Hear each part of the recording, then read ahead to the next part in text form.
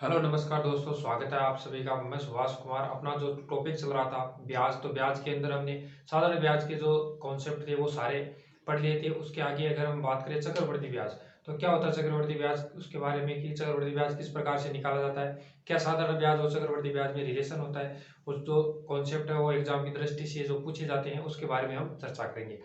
अगर मैं बात करता हूँ कि ब्याज अपना जो है वो टॉपिक चल रहा था कि ब्याज ब्याज के अंदर अपना जो साधारण ब्याज है उसके बारे में पूरे कॉन्सेप्ट पढ़ लिए थे, पूरी चर्चा वो कर ली थी। आगे बात करूँ मैं चक्रवृद्धि ब्याज।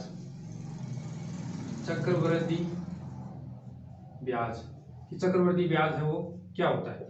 ये होता तो ब्याज ही है, लेकिन चक्रवृद्धि है, इसका मतलब कुछ तो डिफरेंस है। वो होता था अपना साधारण ब्याज। तो चक्रवृद्धि ब्याज की बात करूं तो चक्रवृद्धि ब्याज होता है कि ब्याज पर ब्याज देना, यानी कि रेट है वो साधारण ब्याज पर किस प्रकार लगाई जाती थी और चक्रवृद्धि ब्याज पर किस प्रकार से हम बात करते हैं कि रेट देती कि 10% की रेट पर प्रतिवर्ष है वो साधारण ब्याज। मान लो आपको दे दिया साधारण ब्याज की दर से, साधारण ब्याज की दर से है वो कितना दे दिया, रेट दे दी 10%। इसका मतलब क्या हुआ, 1/10, यानी कि ये तो अपना मूलधन है और जो ऊपर है एक एक भाग ये क्या है अपना ब्याज है। ठीक है, ये है 1 साल का ब्याज। 2 साल की बात करूं कि अपना 2 साल है, 2 वर्ष, तो 2 वर्ष के लिए यहाँ से ब्याज की बात करूं तो कितना भाग हो जाएगा कि 2 भाग तो ब्याज हो जाएगा और ये अपना है मूलधन। ठीक है, किस प्रकार से निकालते हैं इसको कि अपना जो सिंपल फॉर्मूला होता है ऐसा ही बराबर होता है कि प्रिंसिपल रेट टाइम बटे 100। ठीक है, यहां से मैं सिंपल इंटरेस्ट और ये प्रिंसिपल इधर गुणा में नीचे लेके आऊंगा तो ये भाग में आ जाएगा और ये अपना है आर टी और नीचे 100। तो ये जो अनुपात है ये प्रतिशत के अंदर हम बात करें तो ये आर टी प्रतिशत का अनुपात नहीं है क्या। ये अगर से यहाँ से अगर मैं बात करूं कि जो आर टी प्रतिशत है यहाँ से कितना होगा, ये अपना मान लिया कि समय है, समय 2 वर्ष दे दिया, तो मैं आर टी की बात करूं तो 20% तो नहीं हो गया यहाँ से कि जो ये आर टी है, ये आर और टी इसको मल्टीप्लाई करेंगे तो ये अपना 10 × 2 है वो 20% हो गया। इसका मतलब क्या हुआ कि जो आर टी प्रतिशत की अगर हम बात करते हैं तो ये अपना हो गया 20%। ठीक है, और यहाँ से इसको मैं सोल्व करूंगा, आर टी प्रतिशत को सोल्व करूंगा, इसको अगर मैं फ्रैक्शन के अंदर लिखता हूं तो ये अपना क्या होगा 2/10। और ये आर टी प्रतिशत किसके बराबर होता है, सिंपल इंटरेस्ट बट्टा प्रिंसिपल यानी अपना मूलधन। तो इसके बराबर इसको हम लिखते हैं कि सिंपल इंटरेस्ट बट्टा मूलधन। तो ये यहाँ से क्या समझ में आ रहा है कि अनुपात के अंदर मैं बात करूं तो 10 अनुपात अपना क्या है मूलधन है और 2 वर्षों का साधारण ब्याज क्या है यहाँ से कि अपना 2 भाग है वो साधारण ब्याज है। तो इस प्रकार से हम डायरेक्ट और रेट पर हम मानते थे कि जो 10 नीचे वाला भाग है वो अपना प्रिंसिपल है, ऊपर वाला है वो 1 साल का ब्याज मानते थे। 1 साल का ब्याज क्यों मानते थे, क्योंकि यहाँ पर आर टी प्रतिशत नहीं लगाया जाता था। जब भी हम आर टी प्रतिशत निकालेंगे तो इसको जब जितने वर्ष दिया हुआ टाइम दिया हुआ है उससे गुणा कर देंगे तो अपना वो जो सिंपल इंटरेस्ट का और प्रिंसिपल का जो अनुपात है वो आ जाएगा कि ये 2:10 है वो यहाँ से आ रहा है। इसका मतलब क्या, 10 अनुपात क्या अपना प्रिंसिपल है और जो 2 भाग है ये अपना है सिंपल इंटरेस्ट। आगे अगर मैं बात करूं तो इतना तो हमने पढ़ लिया था। चक्रवृद्धि ब्याज क्या होता है, चक्रवृद्धि ब्याज में क्या होता है कि ब्याज पर ब्याज देना होता है। इसका मतलब क्या हुआ कि ब्याज पर ब्याज देना है। तो मान लीजिए कि 10% की जो प्रतिवर्ष की दर लगाई जा रही है वो चक्रवृद्धि ब्याज की दर से लगाई जा रही है। तो ब्याज पर ब्याज किस प्रकार से लगाया जाता है वो हम देखेंगे। वही क्या होता है अपना चक्रवृद्धि ब्याज होता है। किस प्रकार से कि 10% की रेट से 2 साल का चक्रवृद्धि ब्याज हमें जो है वो निकालना होता है। तो किस प्रकार से निकालेंगे कि चक्रवृद्धि ब्याज की बात करूं तो ये फ्रैक्शन के अंदर होता है 1/10। ठीक है, और मैं टाइम दे दूं कि ये 2 वर्ष के लिए निकालना है। ठीक है, तो ये तो अपना हो गया साधारण ब्याज पहली पहली ईयर की अगर मैं बात करूं, और ये अपना है मूलधन। ठीक है, लेकिन जो सेकेंड ईयर है, सेकेंड ईयर की बात करूं मैं तो सेकेंड ईयर क्या होगा कि चक्रवृद्धि ब्याज में क्या होगा कि ये तो अपना साधारण ब्याज फर्स्ट ईयर का हो गया और ये है अपना मूलधन यानी 11 हो गया, मिश्र धन 11 हो गया। तो अब कितने पर लगेगा, 11 पर है वो 1/10 ये अपना ब्याज लगने वाला है। इसका मतलब क्या हुआ कि ब्याज पर ब्याज लगा। साधारण ब्याज में क्या हो रहा था कि जो फर्स्ट ईयर में था साधारण ब्याज वही सेकेंड ईयर के अंदर रहने वाला था। साधारण ब्याज की मूलधन तो वही है, लेकिन साधारण ब्याज जो है कितना है अपना यहाँ से 1 भाग यानी 2 भाग हो गया अपना, कितना क्या हो गया ऐसा हो गया, सिंपल इंटरेस्ट हो गया। लेकिन चक्रवृद्धि ब्याज में क्या होता है कि ब्याज पर ब्याज देना होता है, यानी इस 10 पर तो देना ही है लेकिन साथ में ये जो एक और वही 11 भाग हो गए। अब जो 11 भाग मतलब एक ये तो अपना प्रिंसिपल था, इस पर जो है 1/10 यानी 10% का ब्याज ब्याज देना पड़ेगा, यानी एक्स्ट्रा इसको कितना देना पड़ेगा, यहाँ से बात करूँ तो 1.1 यानी 1.1 रुपया है वो एक्स्ट्रा देना पड़ेगा, और जो एक वो देना पड़ रहा था वो तो देना पड़ेगा ही, प्लस एक तो देना पड़ेगा ही, यानी ब्याज पर ब्याज दे रहे हैं। इसका मतलब क्या हुआ कि वह चक्रवर्ती ब्याज दे रहा है। तो किस प्रकार से है इसको समझते हैं। अगर चक्रवर्ती ब्याज की बात करूं तो सिंपल अपना जो फॉर्मूला था उसी से कॉन्सेप्ट निकल कर बाहर आता है। तो किस प्रकार से देखते हैं कि चक्रवर्ती ब्याज होता है अपना चक्रवर्ती ब्याज। अगर मैं सिंपल फॉर्मूले की बात करूं तो इसको हम लिखेंगे कंपाउंड इंटरेस्ट, यानी CI लिखेंगे, इसको शॉर्ट में लिखेंगे कंपाउंड इंटरेस्ट, ठीक है। और चक्रवर्ती ब्याज का जो फॉर्मूला होता है वो होता है अपना मूलधन इंटू होता है 1 प्लस दर बटे 100 की पावर T, यानी ये होता है अपना समय, यहाँ पर ये होता है पावर में समय, ये कितना वर्ष है, और माइनस होता है अपना क्या मूलधन, ठीक है। कि चक्रवर्ती ब्याज क्या होता है कि मूलधन इंटू 1 प्लस दर बटे 100 और पावर में होता है समय और माइनस मूलधन। माइनस मूलधन क्यों निकालते हैं, क्योंकि ये जो इतना भाग है ये अपना क्या है, ये है अमाउंट। यानी अगर मैं मिश्र धन की बात करूं तो मिश्र धन क्या होगा, मिश्र धन होता है मूलधन इंटू 1 प्लस दर बटे 100 की पावर T। समय को डायरेक्ट में टाइम लिख रहा हूं, ठीक है। यहां से ये क्या हो गया, यहां से अपना ये मिश्र धन हो गया। तो अगर मैं यहां से अगर बात करूं कि जो मूलधन है इसको किससे लिखते थे, P से, और मिश्र धन जो मिश्र धन है उसको लिखते थे A से, और मूलधन है P, और जो दर है उसको हम रेट से लिख रहे थे और टाइम को T से लिख दिया। अगर यहां से अगर मैं बात करूं कि जो ये मूलधन है यानी अमाउंट है, और इधर ये है अपना सॉरी ये मिश्र धन है, ये अमाउंट हो गया, और मूलधन है ये P है, इसको इधर एक गुना में है और मैं इधर लेके जा रहा हूं इसको, तो ये अपना भाग में आ जाएगा, यानी A अपॉन P इजिकल क्या बचाएगा 1 प्लस R बटे 100 की पावर T, ठीक है।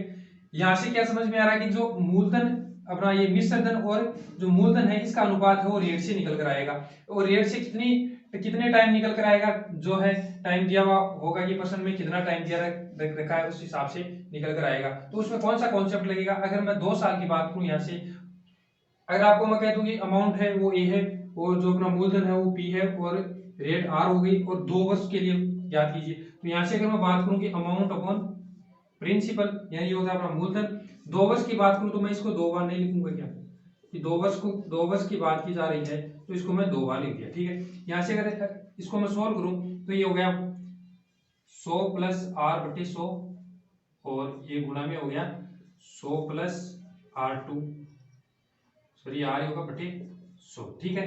तो इस प्रकार के कॉन्सेप्ट में किस प्रकार कौन सा मेथड हम यूज करते थे कि जो आपको बताया हुआ मल्टीप्लाई वाला, कि वहां पर हमने देखा था कि क्या होता है कि जो कीमत होती है वो किसके बराबर हो रही थी कि खर्च कीमत, और जो खर्च का है वो किसके बराबर हो रहा था कि खपत के बराबर।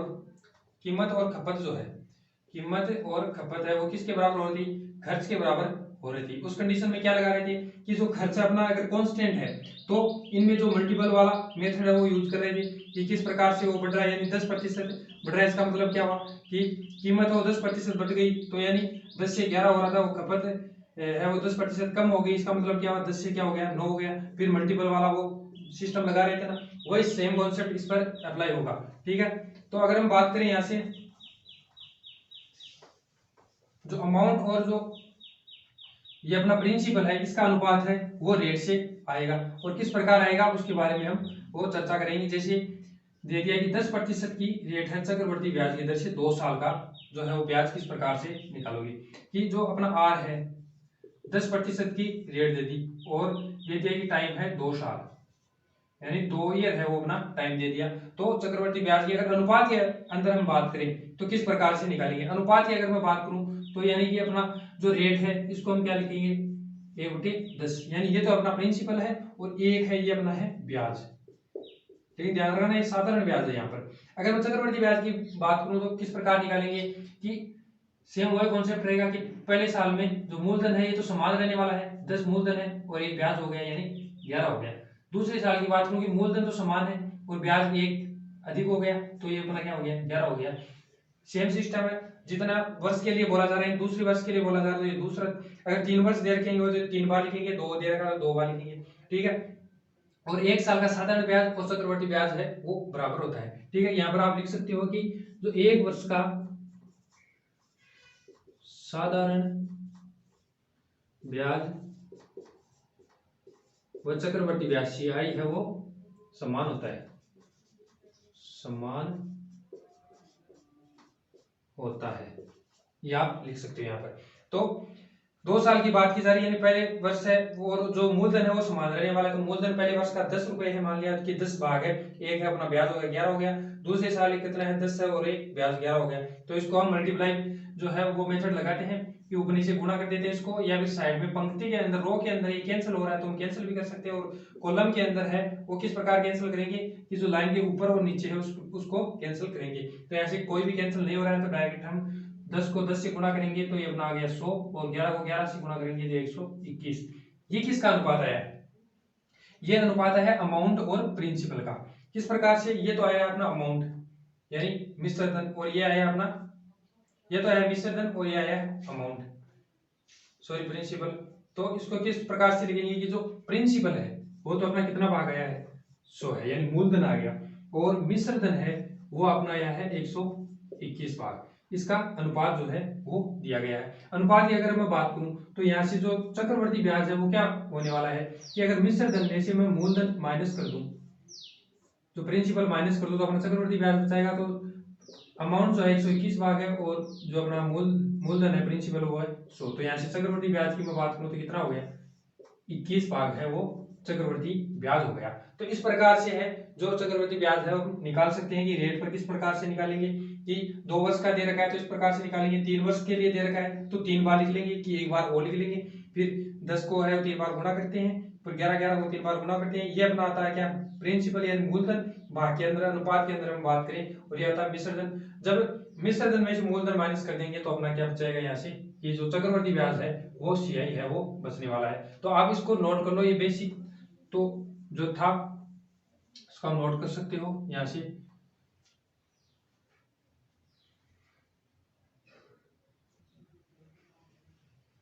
आपने नोट कर लिया होंगे। आगे अगर मैं बात करूं तो आगे एक होता है कि अपना जो चक्रवर्ती ब्याज है वो वार्षिक दे रखा है, अर्धवार्षिक दे रखा है, त्रैमासिक दे रखा है, चतुर्थमासिक दे रखा है कि या 10 महीने का दे रखा है, किस प्रकार से वो रेट निकालते हैं। तो आपको रटने की कोई जरूरत नहीं है, आज मैं आपको एक तरीका बताने वाला हूं कि कभी आपको दिक्कत नहीं आएगी।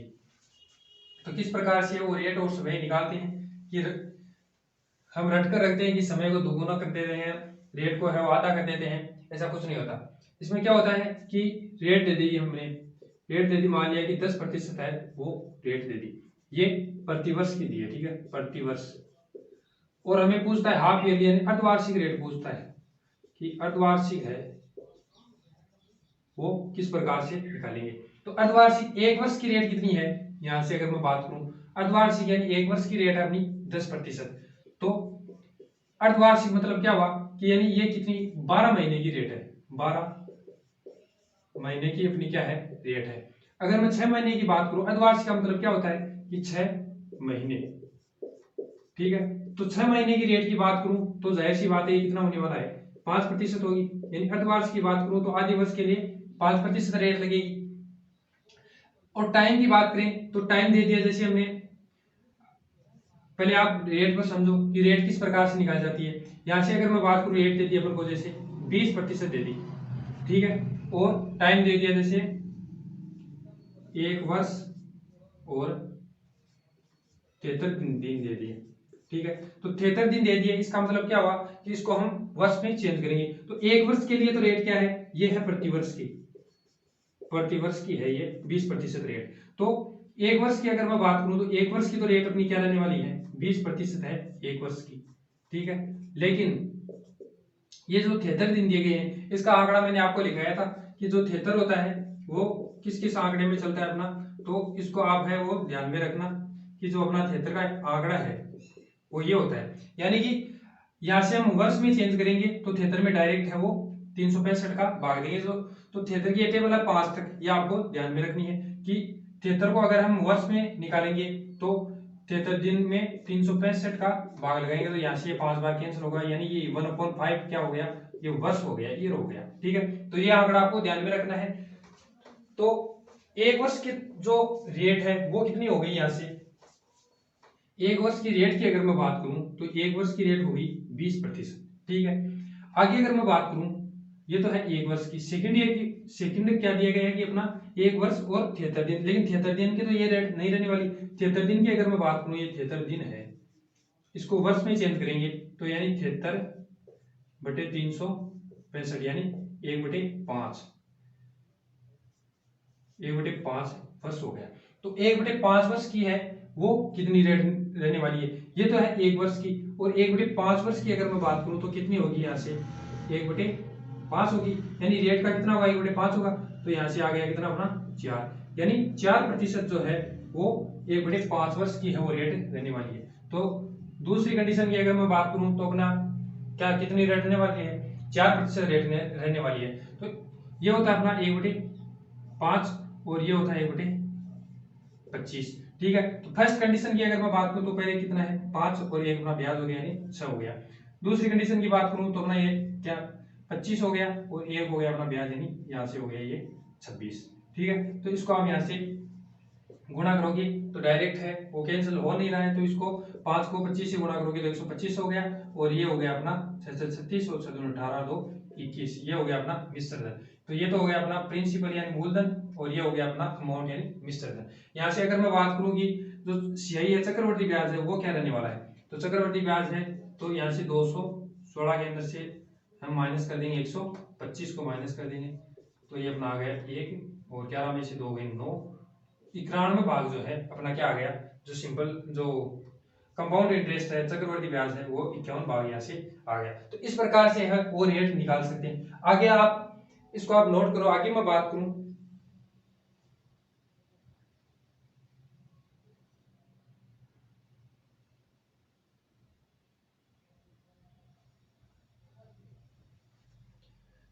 यहाँ पर, इसको गुणा सही कर लेना, ये होता है 6 6 12 होता है, तो 12 और 15 यानी 156 हो गया। 156 में से माइनस करेंगे, यहाँ पर 156 में से माइनस करोगे तो ये अपना आ जाएगा 31, यानी 31 भाग जो है अपना क्या है सिंपल इंटरेस्ट।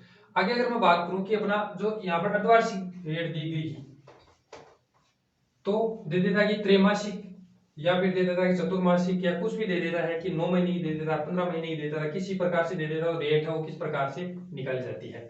तो किस प्रकार से रेट है वो हम लेने वाले हैं और समय है वो किस प्रकार से परिवर्तित होने वाला है, तो उसके बारे में हम बात करेंगे।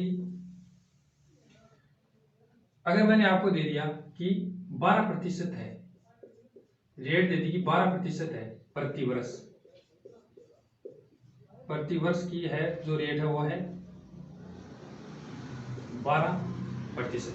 ठीक है, अब मैं पूछूंगी 4 महीने है या त्रैमासिक पूछ लूं, त्रैमासिक दर क्या होगी, या फिर चतुर्मासिक या 4 महीने की क्या होगी, 4 मंथली क्या होगी, या फिर पूछ लूं 9 महीने की क्या होगी, 9 महीने की जो दर है वो क्या होगी, की दर क्या रहने वाली है। पूछ लूं कि 7 महीने की दर क्या होगी, 7 महीने की दर क्या रहने वाली है, किस प्रकार से निकालेंगे। प्रति वर्ष का मतलब क्या हुआ कि एक वर्ष मतलब 12 महीने की जो रेट है, 12 महीने की रेट है वो कितनी है 12% है। ठीक है, अपन को क्या ज्ञात करनी है, त्रैमासिक यानी 3 महीने की ज्ञात करनी है। ठीक है, तो 3 महीने की किस प्रकार से ज्ञात करते हैं कि ये हो गया अपना 12/12 इंटू 3, 12 से 12 कैंसिल हो गया तो अपना जो होने वाला है 3% क्या हो गया यहाँ से रेट हो गई। ठीक है, 3% है वो 3 महीने की रेट हो गई। टाइम की अगर मैं बात करूं, टाइम किस प्रकार से निकाला जाता है कि टाइम जो है वो हमें दे रखा है कि कितना दे दिया, जैसे टाइम की मैं बाद में बात करूंगा, एक बार आप जो है प्रतिवर्ष रेट निकालना सिखा देता हूं। आगे मैं बात करूं कि 9 महीने की पूछ ले तो कुछ नहीं करना, प्रतिवर्ष की दे रखी है, 12 महीने की दे रखी है, कितनी है 12% है। 9 महीने की पूछेगा तो किस प्रकार निकालेंगे कि 9 महीने है तो 9 महीने वही 12/12 इंटू 9 से गुणा कर देंगे तो अपना आ जाएगा कितना 9%। तो यहाँ से 9 महीने की कितनी आ गई 9%, 4 महीने की आ गई 4% आएगी। और यहाँ से 9 महीने की बात करूँ तो यहाँ पर 9 से गुणा करेंगे तो 9 आ जाएगा, 4 से गुणा करूंगा 4 आ जाएगा, और 7 से गुणा करूंगा 7% आ जाएगा। इसी प्रकार से है वो रेट निकाली जाती है। जैसे अगर मैं बात कर लूं कि आपको निकालनी है 219 दिन की रेट है, वो इसमें क्या रहने वाली है। 219 दिन की किस प्रकार निकालेंगे कि 219 दिन की रेट है वो क्या होगी। तो 219 को पहले क्या करेंगे कि वर्ष में बदलेंगे, महीने में बदलेंगे। तो महीने में बदलने के लिए क्या करते हैं कि जो अपना 30 का भाग लगाते हैं। तो यहाँ से पहले महीने में बदलेंगे और महीने में बदल कर क्या करेंगे, जितने महीने आएंगे उसको गुणा कर देंगे, जो रेट आएगी वही अपनी रेट रहने वाली है। 219 की बात करूं तो ये अपनी ये जो है वो रेट रहने वाली है। यहाँ से अगर मैं बात करूं तो इस प्रकार से है वो रेट निकाल लेते हैं। आपको रटने की कोई जरूरत नहीं है कि त्रैमासिक दी है तो क्या करते हैं कि रेट है उसका 1/4 कर देते हैं और जो टाइम है उसको 3 गुना कर देते हैं। कोई रटने की कोई जरूरत नहीं है, ऐसे आप है डायरेक्ट निकाल सकते हो। जैसे इस प्रकार से 9 महीने की देती तो आप इस प्रकार से निकालोगे, तो ये तरीका है वो सभी में अप्लाई हो जाएगा। तो आप इसको नोट कर लो।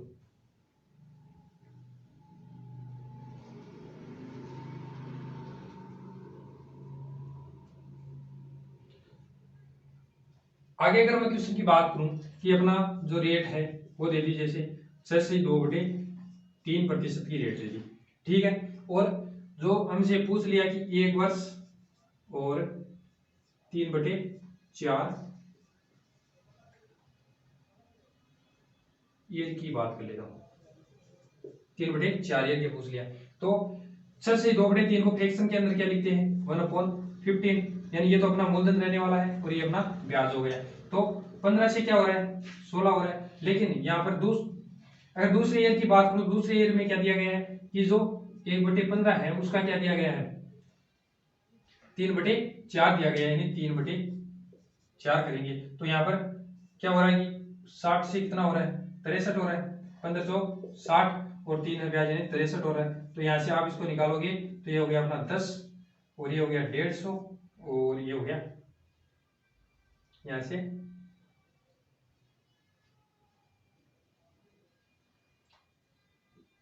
कहां पर गलती हो गई है, इसको आप देखना, आप नोट करो इसको।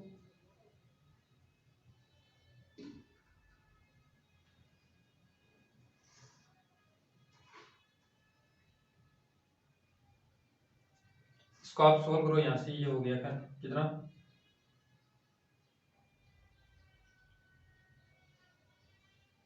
3 और सॉरी 5 होगा और ये हो गया अपना 20 से क्या हो रहा है 21 हो रहा है, सॉरी ये 20 से हो रहा है 21। इसको आप सही सोल्व करोगे यानी 1/15 है अपनी ये रेट हो गई, ठीक है। तो 3/4 वर्ष की निकालनी है तो यहाँ से 3 से इसको कैंसिल करोगे तो ये 5 और 4 9 सॉरी ये हो गया 20 और ये हो गया 1/20, यानी 20 से क्या हो रहा है 21 हो रहा है। और ये क्या कर दिया यहाँ पर 16 होगा ना, ये 15 से एक अधिक हो गया यानी 16 हो गया और ये हो गया 20 से 21। तो आप इसको सोल्व करोगे तो यहाँ से इसको 4 से कैंसिल करोगे और ये हो गया अपना 5 बार और ये 3 से कैंसिल हो जाएगा। कि ऐसे जो रो में हम कैंसिल कर सकते हैं तो ये 3 से कैंसिल करोगे तो 5 बार और ये हो गया 7 बार, यानी 25 से कितना हो रहा है 728 हो रहा है अपना। तो ये तो अपना क्या गया मूलधन और ये हो गया अपना अमाउंट। तो इस प्रकार से जो है वो रेट निकाल देते हैं कि कितने वर्ष की है वो क्या रेट रहने वाली है। कि डायरेक्ट क्या करना है कुछ नहीं करना, अपन को जो रेट दे रखी है उसको प्रतिवर्ष दे रखा है तो प्रतिवर्ष यानी एक वर्ष में 12 महीने होते हैं तो 12 महीने के बराबर रखनी है। जितने भी महीने की रेट पूछ रहा है उस हिसाब से है वो रेट निकाल देनी है, ठीक है। तो इसको आप नोट कर लो।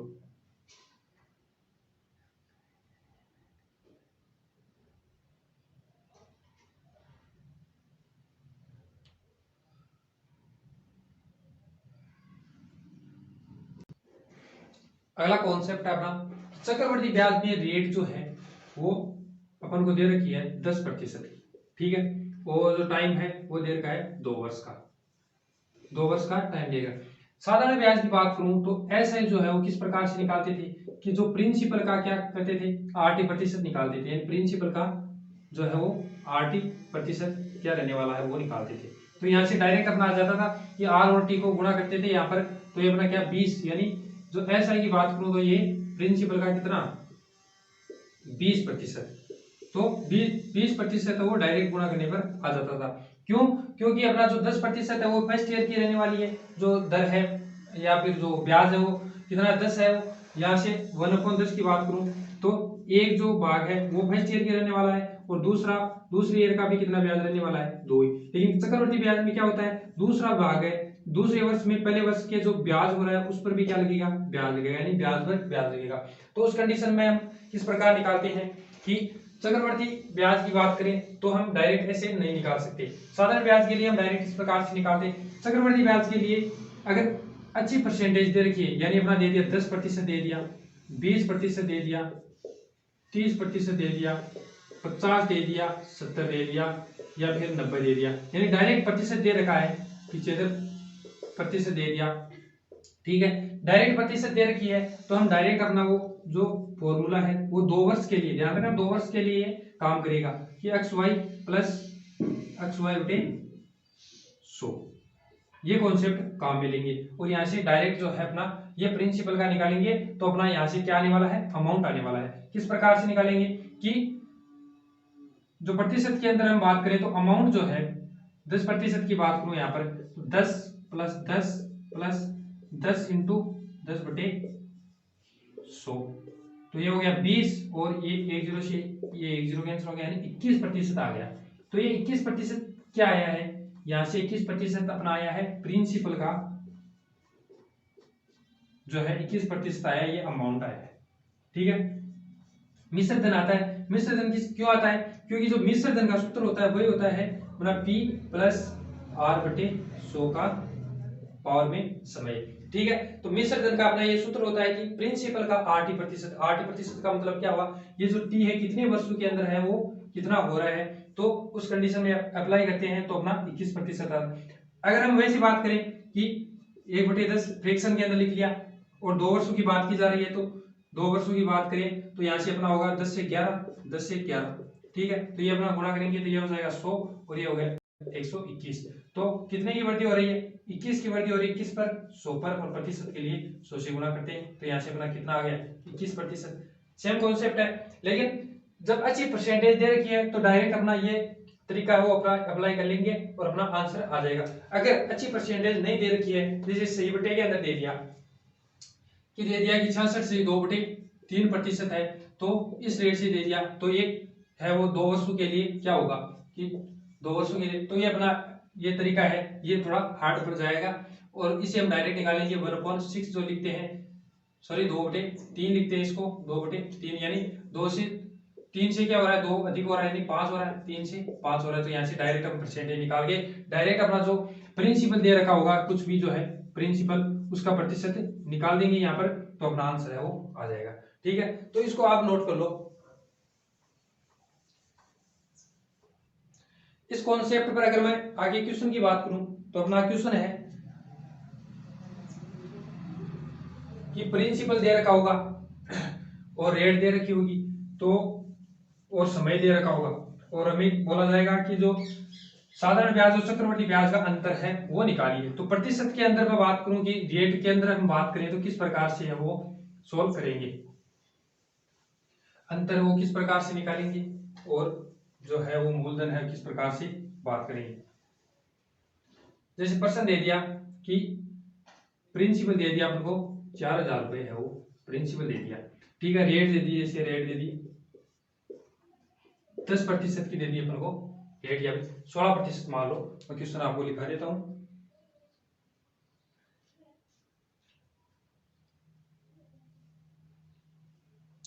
कि 4000 है प्रिंसिपल, रेट दे दी 16%, और यहां से अगर मैं बात करूं तो ये अपना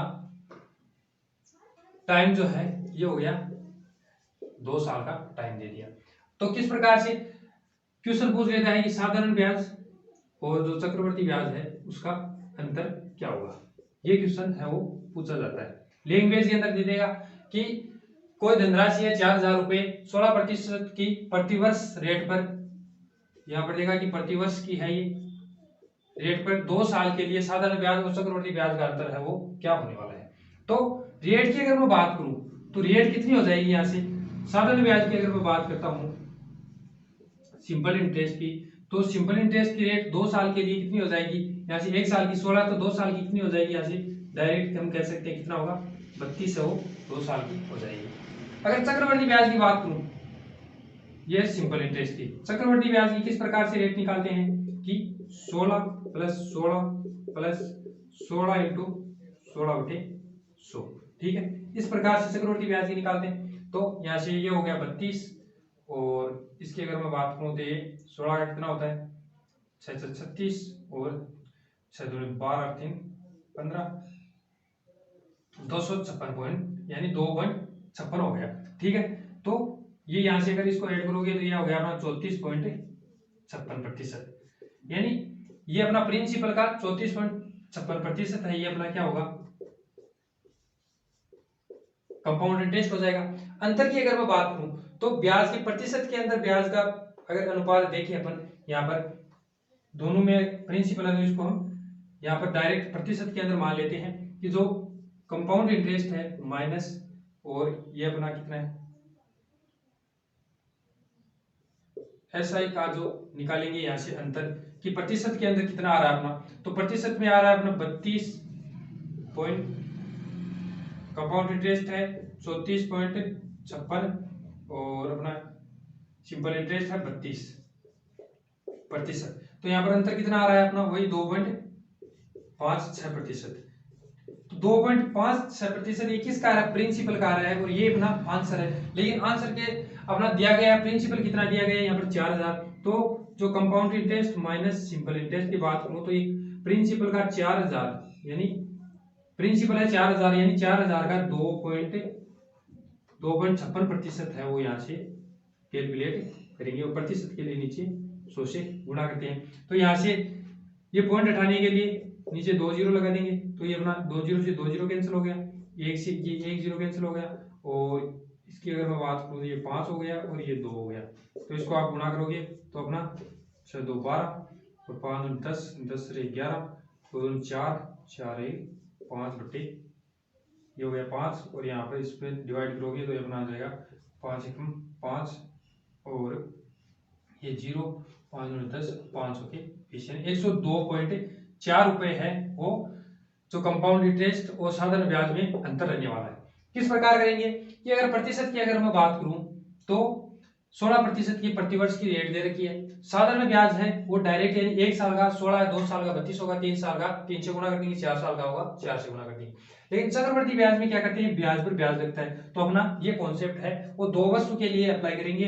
3 वर्ष दे रखा है तो 3 वर्ष के लिए मल्टीपल फैक्टर वाला करेंगे। जैसे 20% देती रेट तो 1/5 यानी 5 से कितना हो रहा है 6 हो रहा है, 5 से 6 हो रहा है, 5 से 6 हो रहा है। ये 3 वर्षों के लिए लेंगे, 2 वर्षों के लिए 2 बार लेंगे, 4 वर्षों के लिए 4 बार ले लेंगे, ठीक है। तो इस प्रकार से है वो चक्रवर्ती ब्याज में कर लेंगे। अच्छी प्रतिशत दे रखी है, डायरेक्ट दे रखी है 16%, तो अपना ये तरीका बेस्ट है, 2 साल के लिए निकालेंगे। अगर यहाँ पर दे देता है कि 6 से 2/3% की रेट देती तो अपना ये तरीका है वो थोड़ा हार्ड पड़ता है, इसमें निकालने में जो दिक्कत आती है, और हम अपना वो मल्टीपल फैक्टर वाला तरीका डायरेक्ट वहां पर यूज में करेंगे। तो यहाँ पर अच्छी परसेंट दे रखी है कि कितना है 16%। चक्रवर्ती ब्याज की बात करूं तो 16 + 16 और ये 16 × 16/100 ये फॉर्मूला होता है, पहले आपसे डिस्कस किया था इसके बारे में। तो इसको सोल्व करोगे तो ये अपना आएगा 34.56। ये तो आया क्या चक्रवर्ती ब्याज, यहाँ से अपना ये आया है चक्रवर्ती ब्याज, ठीक है। और जो साधारण ब्याज है वो कितना प्रतिशत आया है 32%, और दोनों का अंतर पूछा है तो प्रतिशत के अंदर अंतर करेंगे। तो प्रतिशत के अंदर अंतर कर रहे हैं तो कितना आ रहा है अपना 2.56, यानी प्रिंसिपल का 2.56 ही अपना क्या होने वाला है आंसर होने वाला है। तो प्रिंसिपल दे रखा अपना 4000 रुपए, 4000 रुपए का अपना 2.56% निकालेंगे तो यहाँ से अपना आंसर आ गया 102.4। तो आप इसको नोट कर लो।